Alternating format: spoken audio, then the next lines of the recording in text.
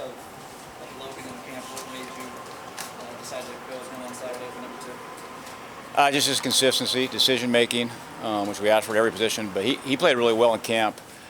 And I think just being in our program for 2 years, because last year he was a true freshman, helped tremendously. And he's been taking a lot more reps because he has became the number 2 guy.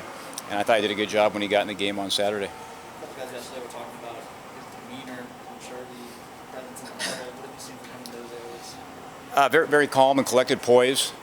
Quarterback, we throw a lot at that position, and we ask a lot. And he's very cerebral and takes things in.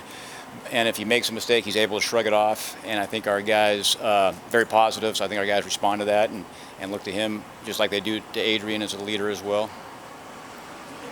In the middle of from the sort of beginning of the second quarter through the end of the third on Saturday, you really threw the ball down the field quite a bit. What did you make of that, and how big of a role does protection and the way your offensive line sort of settled in play into your ability? Yeah, well, good question. So throwing the ball down the field is everybody. It's the offensive line protecting. It could be the running back protecting. It could be, they obviously see the quarterback and the receivers getting open. That's a big part of it. But also could be what the defense is doing. We thought there were some things that they were doing where we could throw the ball down the field based on their coverages, but you still got to execute it. And I was really proud of how our offensive line improved in pass protection. We got a big challenge again this week and every week coming up, but there was a lot of improvement there. And we focused on that. We really focused on practice, on pass protection, on different blitzes, and just getting our guys better in that area. And then you still got to complete the pass. So I thought Adrian did a good job standing in there and being poised, making some very accurate throws. And then I thought the receivers did a good job too, getting open.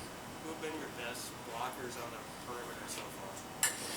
Well, our tight ends always do a good job on the perimeter and we play those guys as receivers. I thought this week we took a step up in perimeter blocking from a receiver standpoint. Still got a ways to go. Just not consistent as we'd like it to be. But Omar Manning showed flashes. Wyatt showed flashes. He's probably one of our better blockers. Samari, we're asking him to do some things that he didn't have to do in his previous program, and he's kind of just learning something. So sometimes it's not just blocking, but knowing who to block. And so he's getting better at it every day. So I think they all, had their moments, but we can be better. Matt, what kind of shared traits do you see in the guys who are new to the program and are doing well on offense, like Oliver in the first game, Samari, Chancellor, Marquise? Are there things that those guys have in common that have allowed them to have early success? Yeah, I mean, they're all football savvy guys and pick things up well, but they're all very humble. They listen. That's the whole thing as a coach. You want guys that are coachable, that'll listen. We really try to emphasize part of the learning process is making mistakes when you're a new guy, and we expect them to make mistakes. So you can't get down on yourself. That's how you learn. And they have really good attitudes towards that. That's dealing with adversity, which they've all had to do. I think in football, that's part of the game. Is things aren't always going to go your way, and you're not always going to do the right thing. You're not going to be as comfortable if you're learning something new. And so just getting out of your comfort zone, making a mistake, but learning from it and moving on. I think they've all done a good job of that. Are you able to learn as much about those guys or vet them as well when they come through the portal as opposed to all of the time that you invest in a high school recruit? Yeah, it's hard. Every situation is different. So the portal, a high school guy, hopefully you've developed a long relationship with. You've seen him practice. You spent time with him on the phone. You've talked to his coaches. You kind of know how he's going to respond to coaching, and you should have a really good feel for the guy. The transfer portal, yeah, you get less information. A lot of times the transfer portal, you got to do some still investigative work like recruiting, but it's not as extended as period. Because transfer portal, sometimes you got to make quick decisions. Guys are on there and they're leaving. We were very fortunate with Samori because relationship with his former college coach where he was really good. It was easy to see he was really good on tape. But I felt great about his character and on all the intangibles that you don't see on tape after talking to their coaches. What was the genesis of that triple option that you started to develop with Samori and maybe in a belt? Scott Frost said he doesn't know how much it's going to be part of your offense in the future, but he likes it a little bit. What did you guys decide to develop it, and who came up with the idea? Yeah, I mean, it's just a combination. It's always been in our offense. We're using a little bit more. I mean, we used it back in the Oregon days.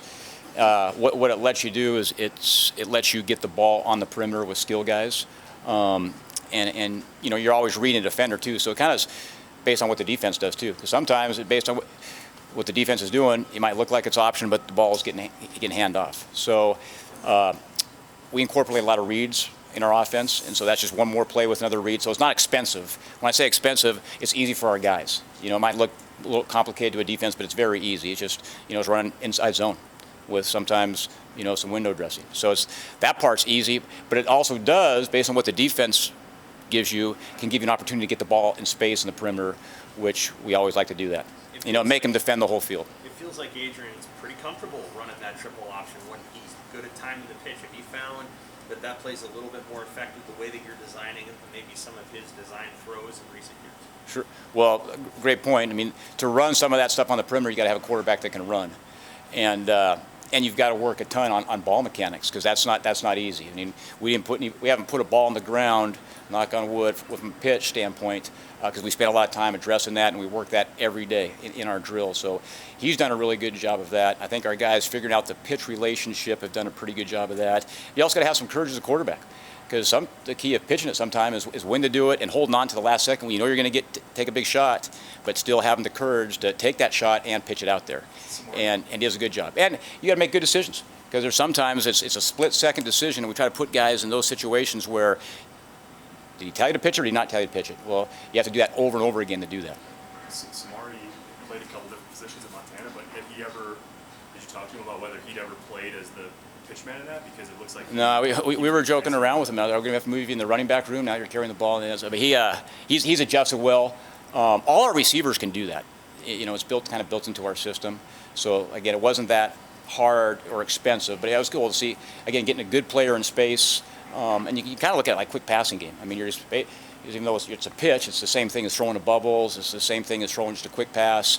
It's just getting a guy in space that can hopefully make somebody miss. Where are you at with Adrian, your comfort level on some of the more sidearm stuff that he's done when he's getting out of the pocket? He looks comfortable doing that? You coach him to do that? If it works, we like it. It's one of those things. He's done a really good job. I think as part of being a great quarterback is every once in a while you have to make unorthodox throws based on what's happening on the defense, and you have to be able to throw on the move. Our quarterback coach does a great job of trying to rehearse that stuff, but he does a lot of that stuff very natural too, very natural. Alante Brown was a guy that was at the press conference yesterday.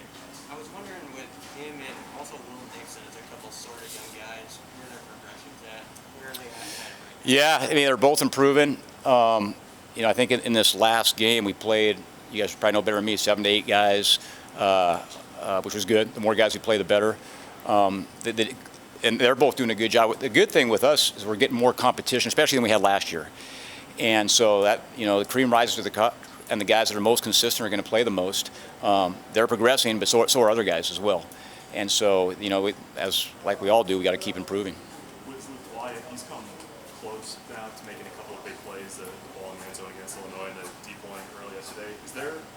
When you look at that, is there more he could have done on either of those, or are those just close misses before the ball was due? Yeah, the first play, the Illinois play, I thought we kind of missed him. You know, I know Adrian wishes he could have that one back.